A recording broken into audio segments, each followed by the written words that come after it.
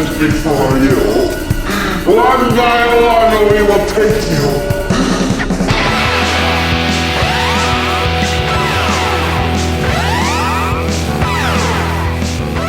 Brand new thing. This is a brand new thing. It is totally brand new venture into a land we've never been in before. Look at that graphic that says top 5. Wow. Today, we are doing one of my absolute favorite films of all time, John Carpenter's The Thing from 1982. Incredible movie. And we loved it. We loved it so much, we made it our first podcast. Yeah, even though it's episode 2.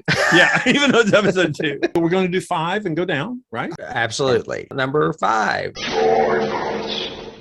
Influence. The original story. The story was written by John W. Campbell. It was called Who Goes There? Published in 1938.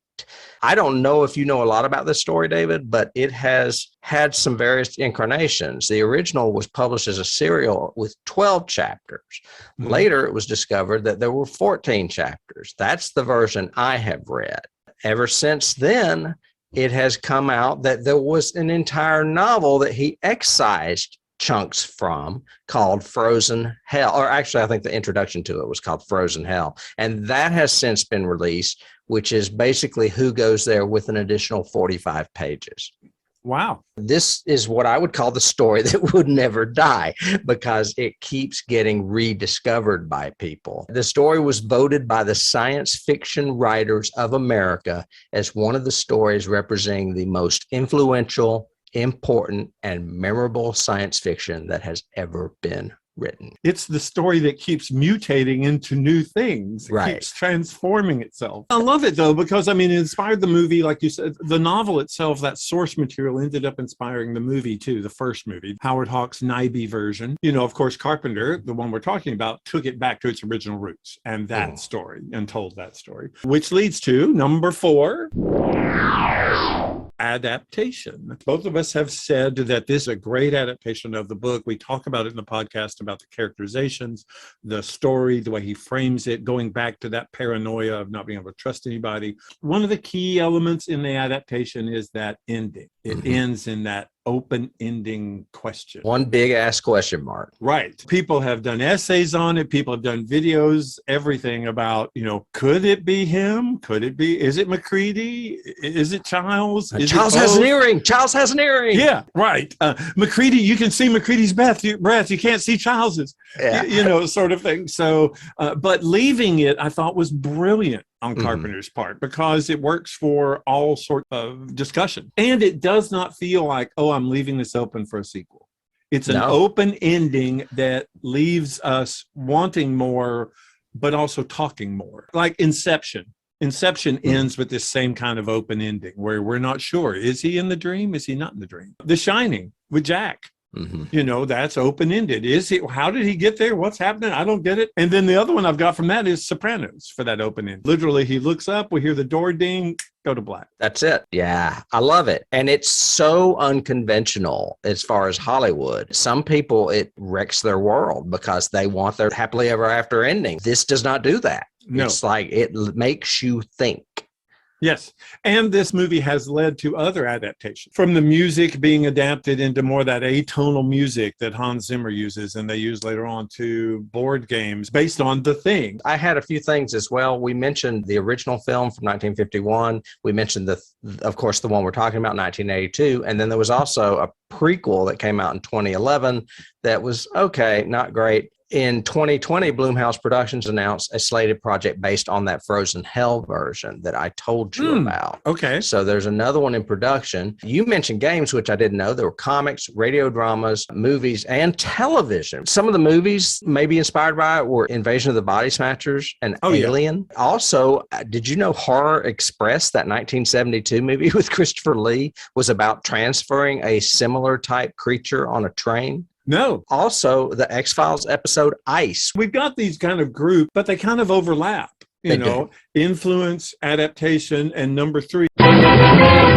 screenplay. It's written by a man named Bill Lancaster. He's not really known for a hell of a lot other than the Bad News Bears. You know, he's just, I guess, one of those one-hit wonders that knocked it out of the park with this one. Definitely did. Including that open ending that we talked about that is so non-conventional as far as Hollywood is concerned. But it also is the fact that it features a cast of men isolated. So it's kind of like they're a family because they're forced in proximity to live together. Yep. And so you get to see their interactions. Some of them are comedic, some of them are not so comedic. And then, of course, it always is there to usher that paranoia in once the horror unfolds. Yeah, and it also has a very Agatha Christie and Then There Were None kind of feel to it. You know, as we slowly bump off these people in the story, we're decreasing our cast and therefore increasing who really the paranoia. Is it? And one of us is the murderer. You know, how many mysteries have the end of Act One is, oh my God, it's one of us. Carpenter, I'm sure, had an influence on this screenplay. Well, Carpenter's a horror reader. I mean, he's a Lovecraft enthusiast, and you know he had a lot of input on the script. Oh, yeah, definitely. Number 2. Why are you torturing me like this? Speaking of John Carpenter, is production.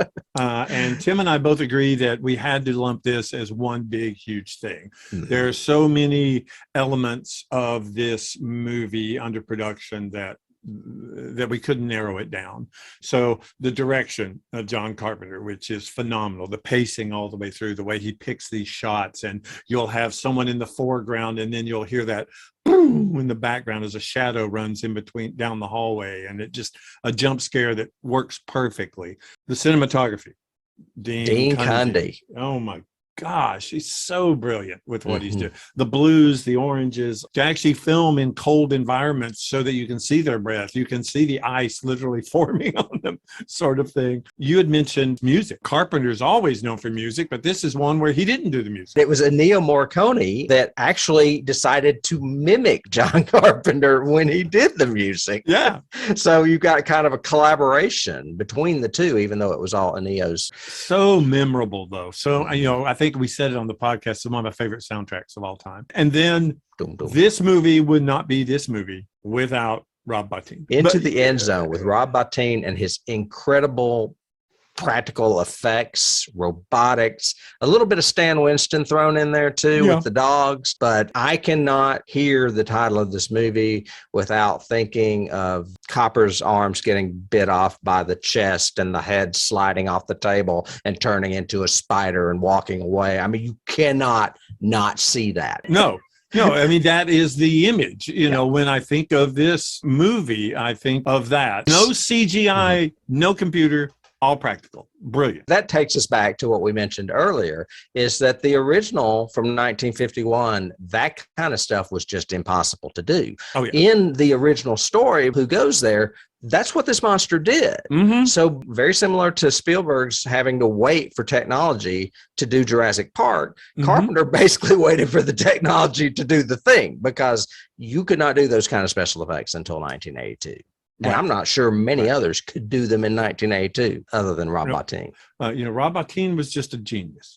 Just really is. So we've got influence, adaptation, screenplay or story itself. Oh, well, before we leave production, though, we have to mention the ensemble cast. Oh, yeah.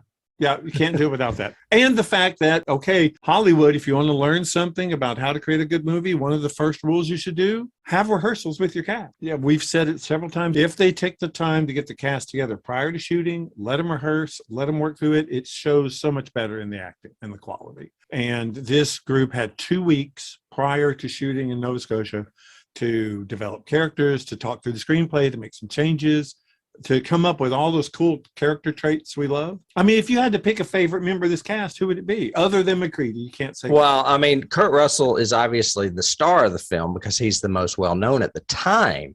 But I mean, I would probably pick Wilford Brimley as one of my favorites. I love Donald Moffat as Gary, but you also had Richard Masur, who not many people know, and he was like the president of the Screen Actors Guild for years.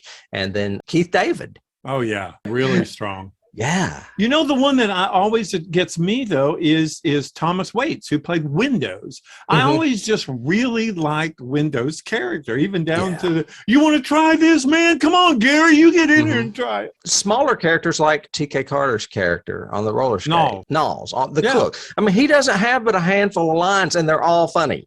I mean, they're really funny lines, just throwaway. Yeah. Great ensemble work by these people. Which takes us to number 1. The horror. The horror in this movie is off the charts. It features subcategories of horror that we're all familiar with smashed together, including isolation horror, where you're in a remote place. There is no immediate rescue. It features paranoia. People are getting killed, like you said, one by one, and we can't figure out who's doing it. And then also, with Rob Bottin came the body horror, the things that will happen to you if you become it. I can't think of another movie off the top of my head that combines all 3 of these horrific elements. Can you? No, not really. I was trying to look for it in research because all 3 are so unique and have been generalized into their own little subgenres now. People don't combine them usually. And so it was, I can't think of another one that uses all of them. That paranoia became such a cool element of this. You know, Carpenter did a little bit of it in They Live later on. But that combined with the isolation of, I mean, you can isolate people in a cabin in the woods, Evil Dead. You can isolate people at a haunted house. You can isolate them on a resort. Other examples that you mentioned, The Shining is an isolation horror. Night of the Living Dead, they're isolated in that farmhouse. Alien, they're isolated on a spaceship. Alien does have the isolation and the body horror because it is known for that scene. It doesn't have the paranoia. We don't distrust each other until you throw in the ash element. So maybe that one would be the closest. And it's funny because those 2 movies get lumped together a lot, The Thing and Alien, as being like 2 of the top sci-fi horror masterpieces. So that's our top 5: influence, adaptation, screenplay and story, production, and horror make this movie stand out. For any of you that are curious about our takes on these and further takes on these, we did do this movie our first season before we were doing video. It is out there in podcast land. You can find it at johnnyhasthekeys.com. You can actually watch it on YouTube as well. It just will be without video. It's just the audio. I guess that'll do us until next week, David. Yeah, we'll do some more top 5. Yeah, let's do some more.